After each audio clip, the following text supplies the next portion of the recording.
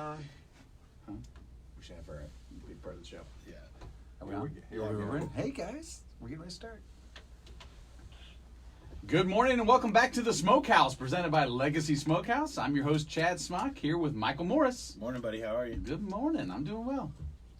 Our subject today, and I'm going to need you to define this because I realized before we started the show that I was assuming this word means a certain thing. I want to see if it means the same to you. Gotcha. Today we're going to talk about the best dives in Columbus. The best dives in Columbus. Okay. Now, I think people have different connotations of this. When I think of a dive, I think of that's not a negative term. That's like I want to go there. It's like a hole in the wall, but it's not. Right. It's more of like where you can get comfort food. You don't necessarily have to get dressed up, but you know if you're going to go there, you're going to have some bomb ass food. I agree. I would say, I would think maybe years ago, if someone said something about a dive bar, dive restaurant, you would think just some dirty, place that you might not necessarily want to go, but maybe it's got cheap food, cheap drinks, whatever. I think diners, drive-ins, and dives probably changed that perception a little bit. Somehow it classed it up, and now people want to be a dive. I agree. I think that kind of changed the name and changed the perception a little bit, so that dive might not mean big, huge, some sort of a chain type thing, a little mom and pop, but not. Because you look at some restaurants here that are locally owned, but might be big, fine dining restaurants, so that's not a dive. A dive would be a smaller, I don't know, in my mind, maybe darker. I don't know. Well, this is why I want to define it, because I look at Legacy Smokehouse as two different angles. Mm-hmm. If somebody was to say the Greenlawn location is a dive, would that bother you as a restaurant owner? It would not. Because I think that's a play, again... Yeah. I think there's a connotation where it's like everyone's welcome. Yeah. I think of a dive as cheers. I agree. Okay, so like everybody knows who you are. You're going there with your friends. It's a place where everybody fits in. Yeah, yeah. But what's weird is if you said Hilliard was a dive, that's what I'm saying. That wouldn't fit. It doesn't fit. It doesn't fit. They definitely have two different vibes to them, which is what's cool about it. Yeah. But some of these on this list, I think, fit that description of both restaurants, right? So you've got when we go to the Hilliard one for Legacy, that is really a restaurant. Like that's an ambiance. You're sitting there, you're enjoying it, and it's more family. Yeah, right. I agree. But you get a mix of everything at the Greenlawn location. I do. Yeah. Right. Yeah, we definitely do that. So let's start with the first one on this list that we're both. Chad has not seen this list. I've not seen it. He just tried to look at it. Yeah, I did. We sat down and he's like, "Here's what we're talking about today," which is what usually happens, and it seems to go fairly well. Yeah. So let's do it. Let's according to the listeners. That's right. The first thing is planks. Okay. Now, overall, because there's more than one plank. There are. Yep. But it depends on three of them. I think. But it depends on which one you've been to. Right. So for you and I, the one we grew up with was Grove City. Correct. Now, in all the best sense of the word, call that a dive. I would agree 100% with that. And so, Billy over there still works behind the bar. Yeah. But the thing I like about it is their stuff is consistent. It's the same thing every single time. So if you're going to go in there and get a salad, you're going to go in and get their pizza. You're going because it is a unique to that location only kind of thing. Right. But when you go there, like, what's the thing that you go there and get the most? I have pizza. I mean, I like the pizza. Yeah. So is it Tuesday night they have that deal? Yeah. Yeah, the Tuesday. I don't even know what it costs because everyone just says go to Planks on a Tuesday. Yeah. Right. Like large for the pizza. Yeah, large pizza.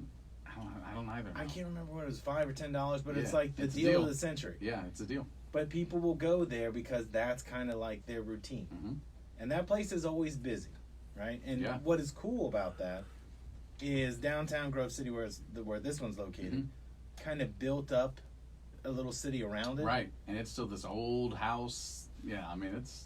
Describe it if someone hasn't been there before. Gosh. How would you describe... Because it is an old house. It's an old house that they've converted. I mean, similar to like the Hilliard Legacy is an old house. Like the house in Hilliard, it was built in 1850, and we converted it into a restaurant. So, I got a soft place in my heart for that type of restaurant. But that's what it is. It's an old house sitting right on the corner there, and there's a lot of like little... I mean, some of the older buildings around it are old, but they're not houses. They are definitely commercial. They were built to be commercial spaces. this was built to be a residence, and that they've converted into a pizza spot. I like it. I mean, it's cool. Bathrooms, a little small, and stuff, but it's got ambiance. And when you walk in, there's a lot of people that go there quite frequently, so you'll see the same faces, whether you know them or not. Right. But it's also a place where we're very familiar because that was kind of like one of our haunts, right? Yeah. So when Grove City was being built up, and one side of the town is literally everything is fast food, corporate America, and then the other side where Planks has always existed has always been this kind of hometown feel. Yeah.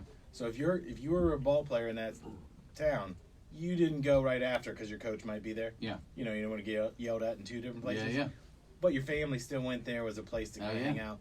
That's when I think of a dive as like the most positive thing. Yeah, I agree. And I've been to the other locations too. It's just you kind of have your stomping ground, right? You go to the same place. Oh, for sure. The next one is Tommy's Diner. I've never been to Tommy's Diner. What? Yeah, isn't that crazy? Oh my god. Let me just tell you. So when you're in radio, the way it used to work was Tommy's. You would go for fried chicken. Okay. And there'd be like 10 people would go and like take up 2 every single week. Yeah. That's all we did. So you'd all discuss where you're supposed to go to lunch. You're supposed to be with clients, and we never were. So sorry to let down management. But hopefully they're not listening right now. Well, I don't work for them anymore, so good for them. But when we would go, it was home style potatoes, and I mean mashed potatoes, carrot. But it was one of those things where the menu was written on a board, like a wash erase board. Yeah. So if you looked up at it, there'd be a lot of like notes on it, and then you'd see we're out of chicken, and they would just like wipe it off. Yeah. So if you got there later in the lunch service, you might not get anything. Yeah. But fried chicken was what everybody went for. Right. So it's funny, at Legacy at Hilliard, we have our menu is a dry erase board that's got the menu printed on it. But yeah, as stuff sells out, we scribble it off with a dry erase marker or write, not available till 6:30 or stuff like that, and just write little notes on it. And so we kind of do. Do people pay attention to that? Yeah.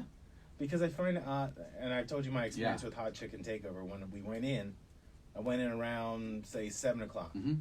And they were just constantly wiping things off the board, and I was like, what's going on? I don't get what's happening. Yeah. I didn't understand that if you got there later, you're just out. Yeah. No, it was funny when Ohio State beat Penn State, like as soon as the game was over and it clicked over to now it's the week versus the team up north, my staff immediately went up to the board and with a red marker crossed out every single M that was on the menu.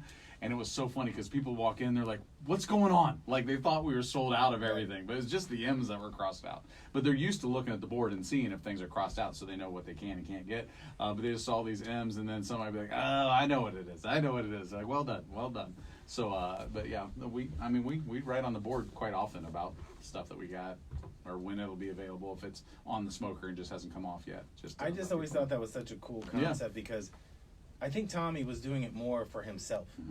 Like, I need to make sure what's out because he would seat you, right? And then he'd follow you to the table, and he'd always come over, and whether he's telling a joke or whatever, and just be hanging out there. Right. But you'd see something go off the board, and then he'd just leave your table in mid-sentence because I was like, oh, they must have run out of this, so they got to move on to something else. Yeah. But it is one of those things where you saw the same. I'd see the mayor there. Yeah. I'd see the same 5 cops would all eat together there. Yeah. And what was weird about it is it's in a location. It's not in the bottoms. I'm trying to think of a way to describe it. It was down the street from the Florentine. R.I.P. the Florentine. R.I.P. That is another place that would have been considered a dive, but the food was amazing. Yeah, it was really good. I have been there back in the day. Yeah, but like we said, R.I.P. It's gone. It's gone. Nancy's. Okay, I've been to Nancy's. Okay, what is your opinion of Nancy's?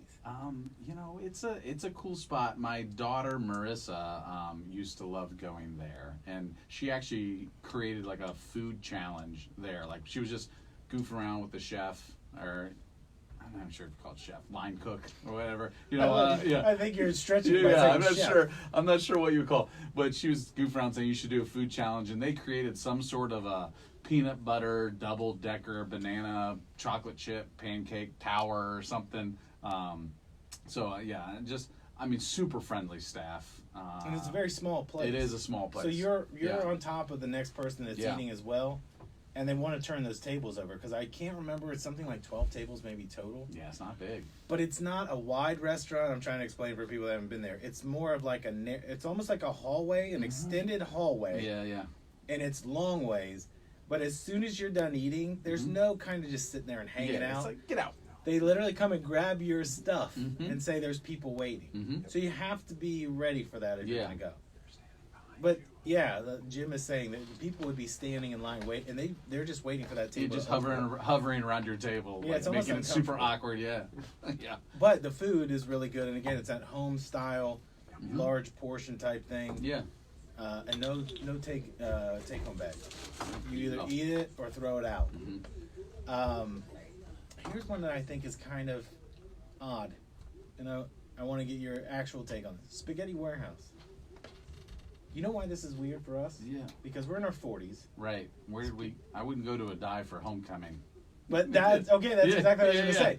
That's where we would have gone for homecoming. Yeah, for sure. And we would have been wearing a really nice suit. Yeah, and dressed up. Yeah. So you were spending a good, like, say, $150 to $200 on whatever you're wearing, plus your date would be doing the same thing to go to Spaghetti Warehouse. Yeah, yeah.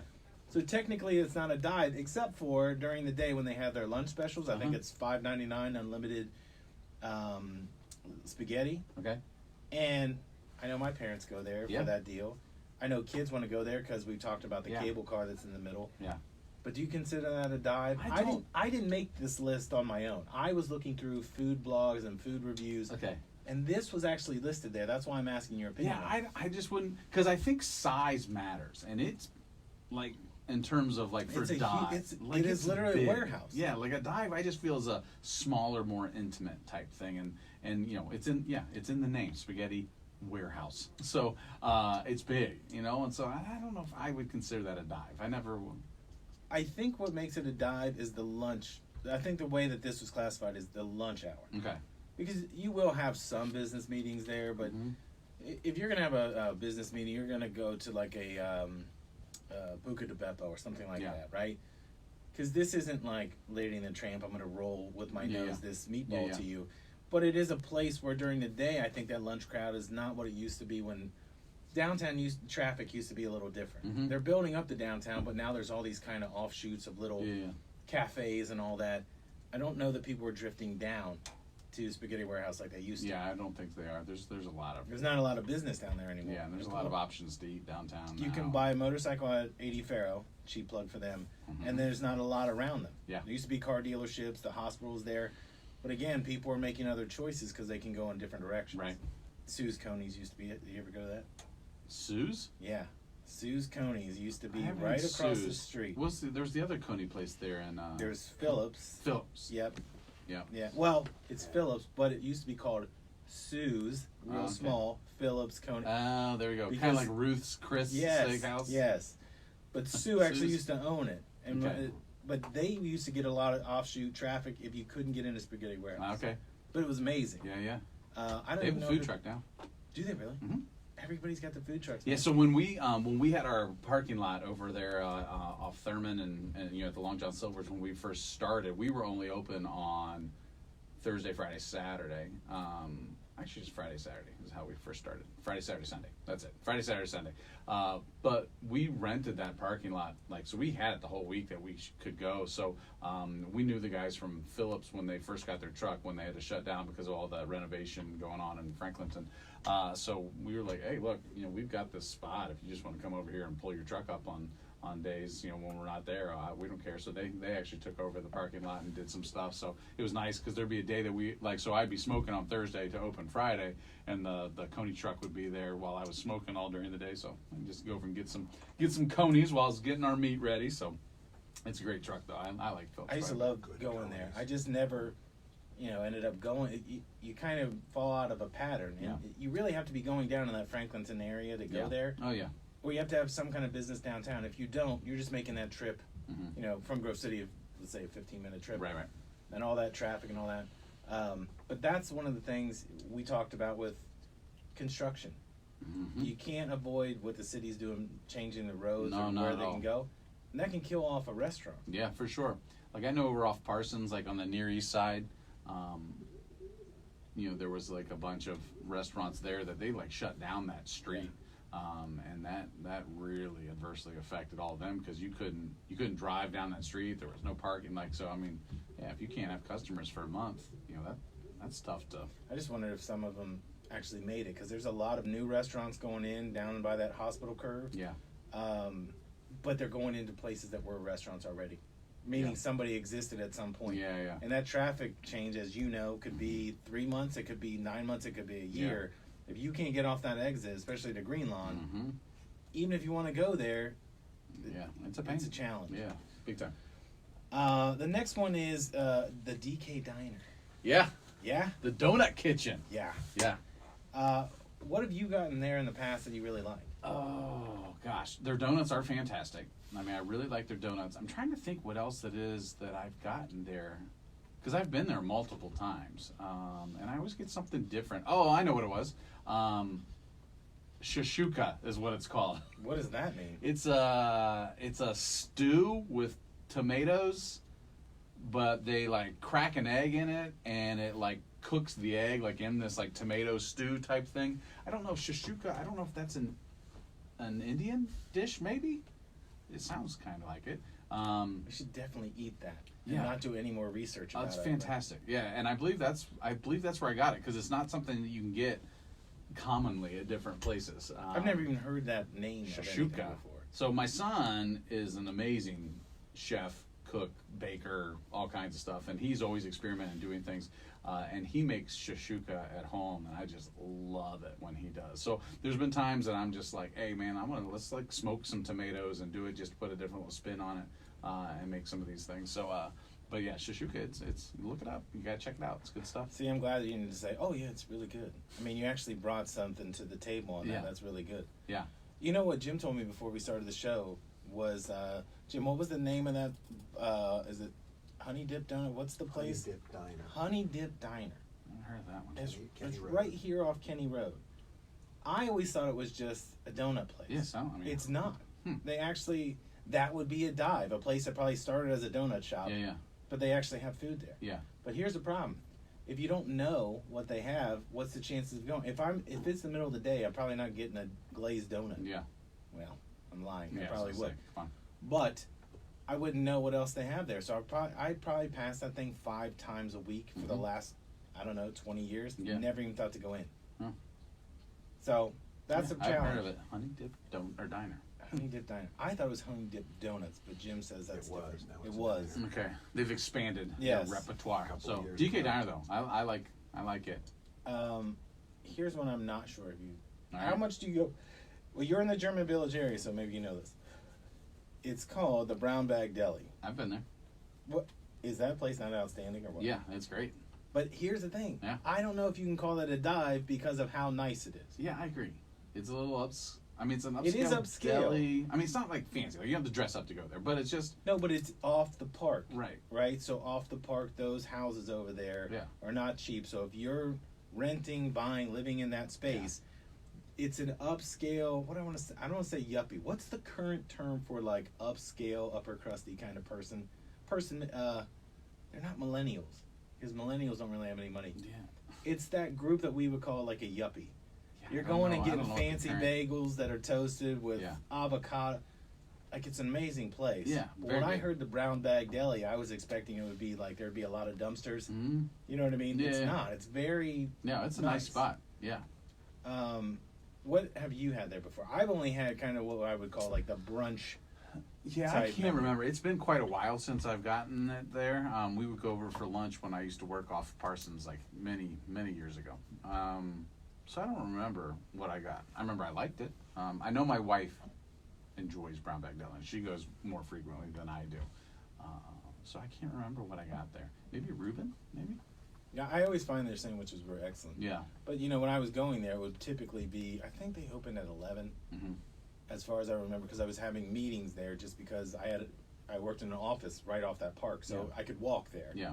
But I was always kind of impressed with the look of the place. Mm-hmm. They have a lot of selection, and I always thought the food was really good. Yeah. There's not as many restaurants in that German Village area, Mm-hmm. with the Max and Irma's closing and places like Right.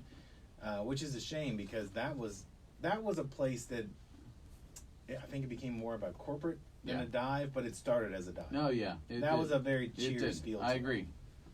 I agree. Um, We looked at that space potentially taking over the Max Nerma space. It's got to be expensive. It's incredible. Because it's right, again, crazy anything, I learned this a long time ago, anything right off of that park is expensive. Yeah. How many square feet do you think that is? I have no idea. I mean, it's a monstrous facility. It is a pretty big one. And it's more than one level also. Yeah.